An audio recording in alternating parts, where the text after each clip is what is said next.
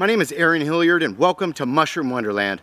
On this episode, I'm going to take you out in the spring to see what kind of mushrooms might be growing right on the side of the trail. I'm the vice president of the local Mycological Society here in Kitsap County, Washington. Come with me on this episode of Mushroom Wonderland.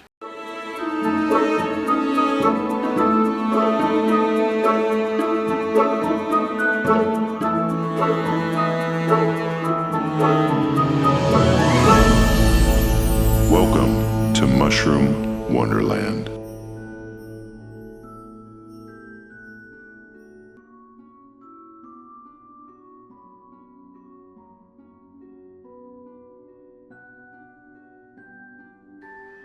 I've always been enamored with wild mushrooms. I really love going out into the woods and seeing what is growing out here at any time of the year.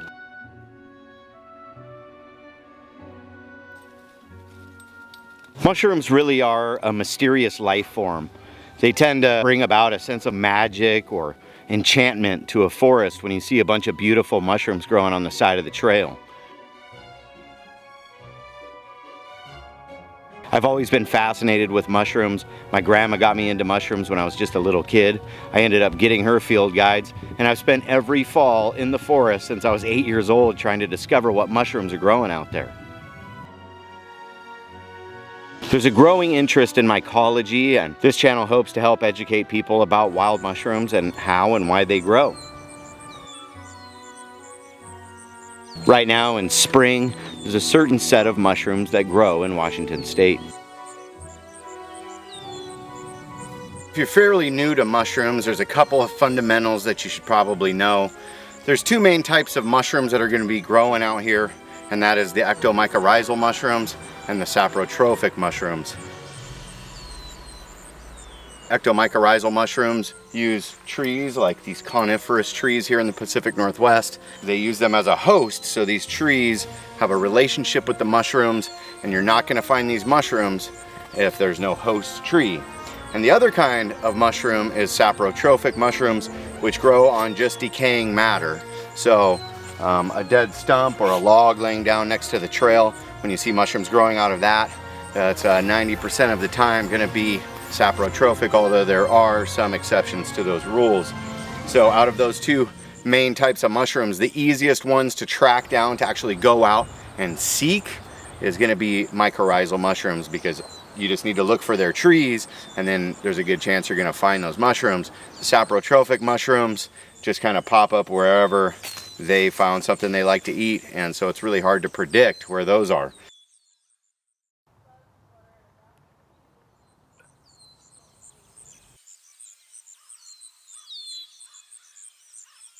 Amanita pantherinoides.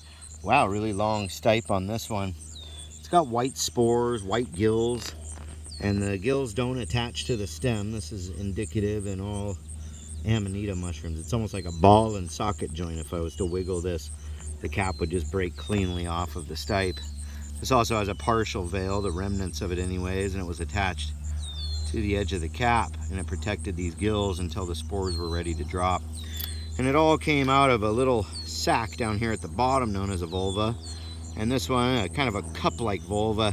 It's a completely enclosed egg type of thing, and then it bursts up out of that egg, and the shells, so to speak, of the egg are left here on top of the cap as it spreads open. So these are remnants of the part down here known as the vulva of the Amanita. So this one related to Amanita muscaria, the popular Mario mushroom, probably the most iconic mushroom in the world. This one, its cousin, the Western Panther Cap, or Amanita pantherinoides. This one containing toxins, listed in just about every field guide you'll ever read. It'll be listed as toxic.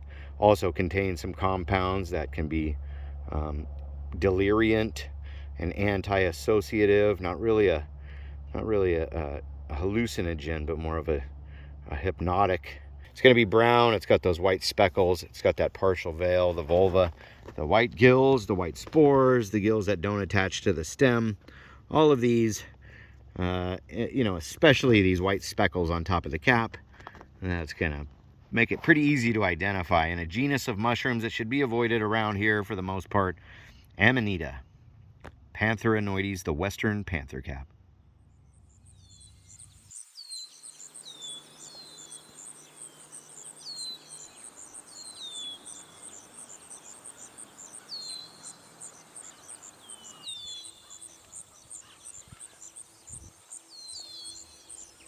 So I'll just make this abundantly clear right now. There is no way by looking at a mushroom to tell if it's edible or not. Some of the most delicious looking mushrooms like Amanita phalloides or the death cap, it's got white gills, it's got kind of an opaque kind of olive color, but it's really meaty and thick.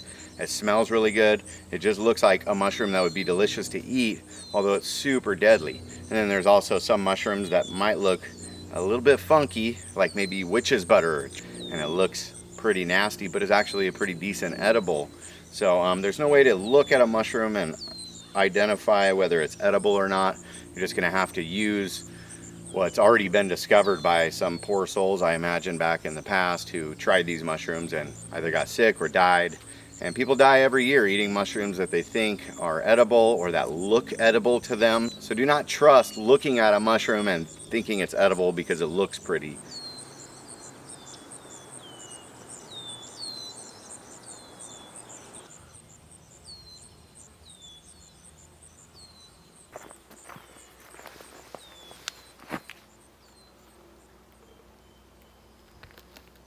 So what we have right here is known as Coltricia perennis, or the tiger's eye. It's claimed that they grow worldwide, but the chances of this being genetically the same as the one in Europe is pretty slim, but they're thought to be ectomycorrhizal mushrooms, so it's attached to the outside of the roots of some trees around here. It's got these tiny little pores underneath the cap, and it's got this really woody, leathery kind of texture. I guess it's called a tiger's eye because it kind of looks like the eye of a tiger. I don't know. But not edible, not poisonous. You know, this wouldn't hurt you if you were to like make it into a tea or something like that, but I've never heard of it being used for medicinal purposes.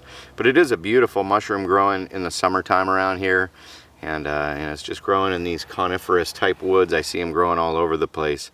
Very leathery kind of texture. So not one that you really want to gather for the basket, but a beautiful one to look at.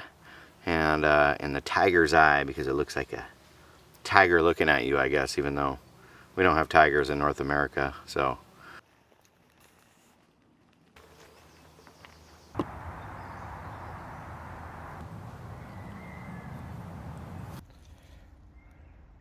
at that. We've got this kind of maroon rhubarb colored very base of the stipe, but it's pretty smooth and yellowish colored, going all the way up from the very base. And we've got this really yellow kind of cream colored pore surface underneath. But this one really beautiful. It's got a very thin edge, so where the top cap skin kind of meets the sponge surface, very thin, very fine, light colored ring right around the edge. This one in the family Xerocomellus. So it is, you know, back in the day they would call this a bolete, although it's not in the genus Boletus. This one, Zellers Bolete, or the Xerocomellus zelleri. This one, I could tell because of this reddish color on the stipe, this pore surface that's kind of yellow, and then this really thin margin right here, and the light colored ring around the outside of the edge of the cap. It's also somewhat tomentose on the cap. It's a little bit like fuzzy or furry feeling. And so this one, a good edible. This one you can find growing in abundance in the fall, but I rarely see it much in the spring, although it does pop up, as it is right here. Beautiful mushroom. Not nearly as highly prized as other quote-unquote boletes, but this one nonetheless a good edible mushroom, the Zellers Bolete, Xerocomellus zelleri.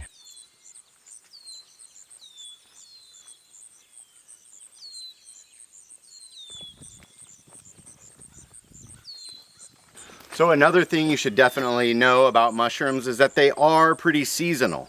Some mushrooms, like the oyster mushroom, they can grow any time of year. But mycorrhizal mushrooms, like for example chanterelles, lobster mushrooms, matsutake mushrooms, these kind of mushrooms grow with their host, and they really do seem to have a particular growing season. So those mushrooms are typically in the autumn. Morel mushrooms, which are arguably kind of a mixture between saprotrophic and mycorrhizal. There's still a lot of studies about morels going on, but they're always found in forests and kind of around certain trees. And these always grow in the spring. I never find morel mushrooms in the fall. So if you're going to look for chanterelles, don't go out in the spring. Although in the middle of summer, we typically have a flush of chanterelles come up in July in the Pacific Northwest. And they're definitely one of the favorites for foragers around here. But keep in mind, you're not going to find morels in the fall, and you're not going to find chanterelles in the spring. It's just kind of Mother Nature's rule about it, I guess.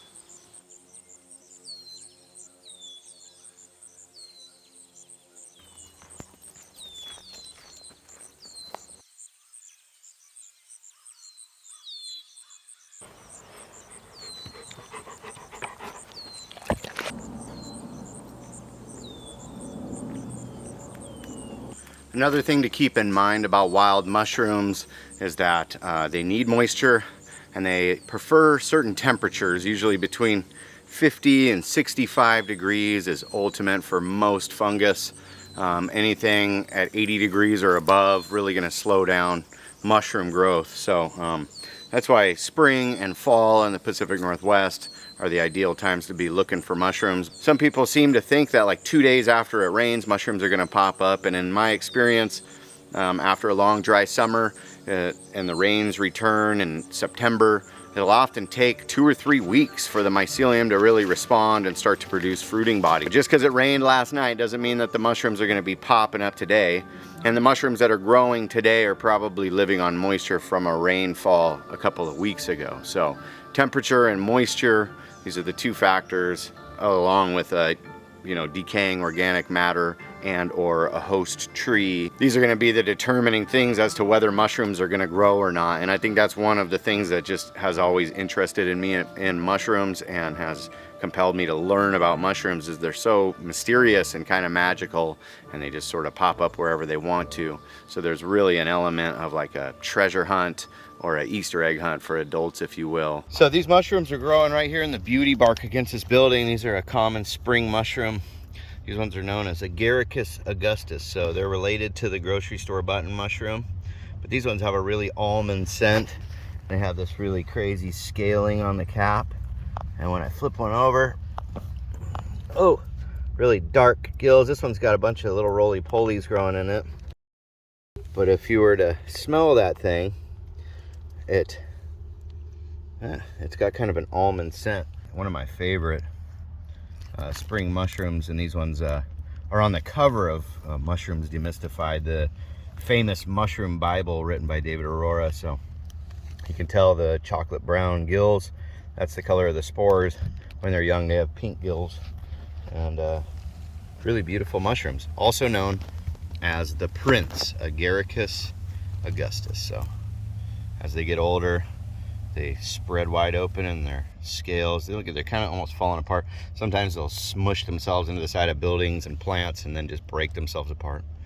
Really cool mushrooms, really good edible mushrooms, but when they get this old, full of bugs and worms and stuff. Agaricus augustus, great spring mushroom. You can find them in the same spot every year. Hey, just a reminder, if you like this video, make sure to hit subscribe and give this video a thumbs up. Leave a good comment. Let me know where you are and what you're finding in your neck of the woods. Let's keep walking.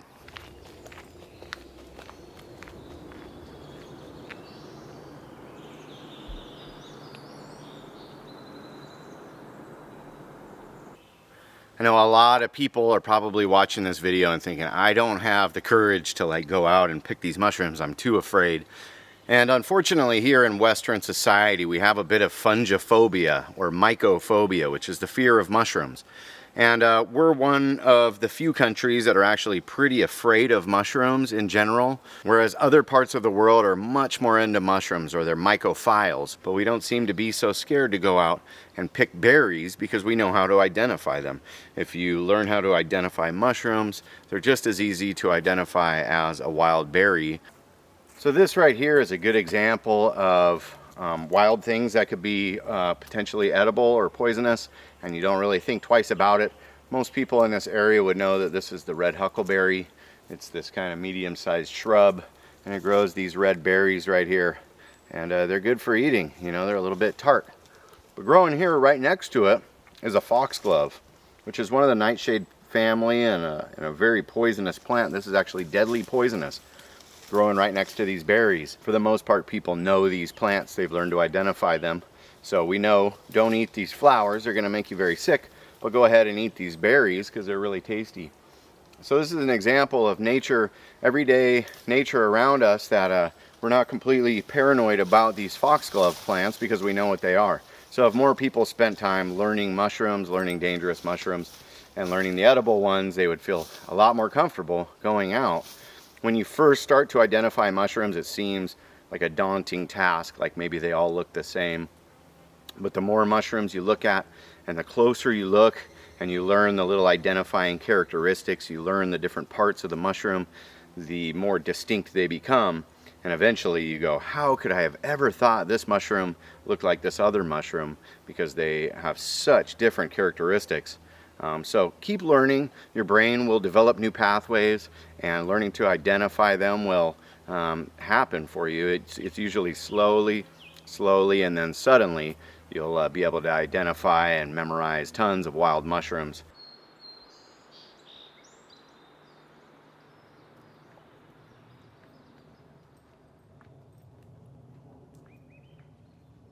Contrary to what most people think, there really aren't very many deadly mushrooms here in the Pacific Northwest. There's probably 4 or 5 that could actually kill you. Most of the ones deemed poisonous are just going to give you really bad gastrointestinal upset. So those are considered toxins that really upset your belly. But as far as like deadly mushrooms, there just really aren't that many that grow here.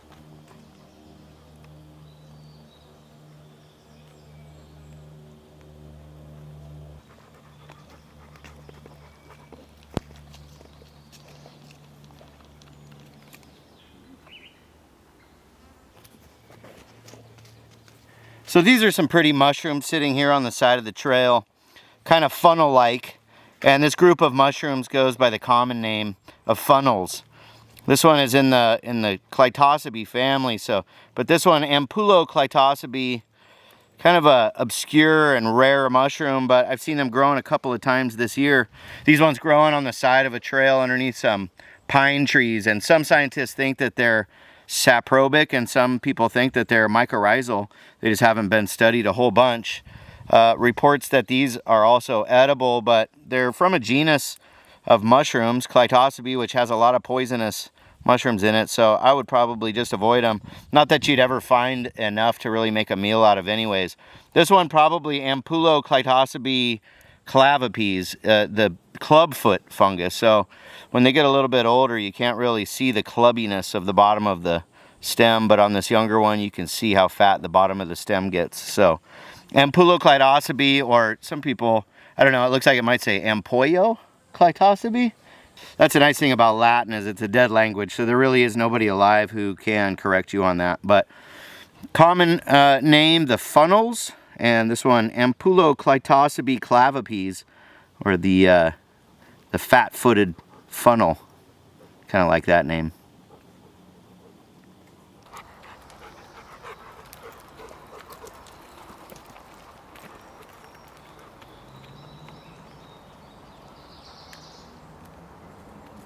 Another thing that you might not know about mushrooms is that they are really high in nutritional value. So all my life I was kind of told that mushrooms just have no significant nutritional value, kind of like corn on the cob or something like that, but that's not true. Mushrooms contain a lot of protein, some of them more than others. Some of them contain a lot of vitamins, like chicken of the woods is a really good source of vitamin C. If you got lost in the forest, you could really sustain yourself on some mushrooms. Some of them have really high protein, some of them have a lot of fat in them. For example, the chicken of the woods mushroom has a lot of vitamin C in it. Mushrooms like that can really help sustain you in a survival situation when you're just looking at all these green plants and woody trees, and then you see a fleshy, meaty mushroom growing in the woods. It's like, whoa, it's a godsend. So you really want to know if that's going to hurt you or not, or can you cook that up and eat it. That being said, all mushrooms need to be cooked before you eat them. Don't eat any mushrooms raw. That includes the grocery store button mushrooms. I know your aunt probably put them in the green dinner salad raw, but your body really can't break it down or metabolize it. And if you ate any abundance of mushrooms, any a larger amount of any kind of mushroom without cooking them, you're gonna get gastrointestinal distress. So even these mushrooms that we talk about being edible, you got to cook them. One, because there's a chitin layer around the cell wall, which will prevent you from getting any nutritional value until it's cooked. It easily breaks down when it cooks, but it's just not good raw. It's like the exoskeleton of a lobster or a crab. You can't derive any nutritional value until that chitin breaks down. And some mushrooms just aren't for everyone. Like for me personally, the golden chantrelle, I always loved them. They're a delicious wild edible that grows in the fall.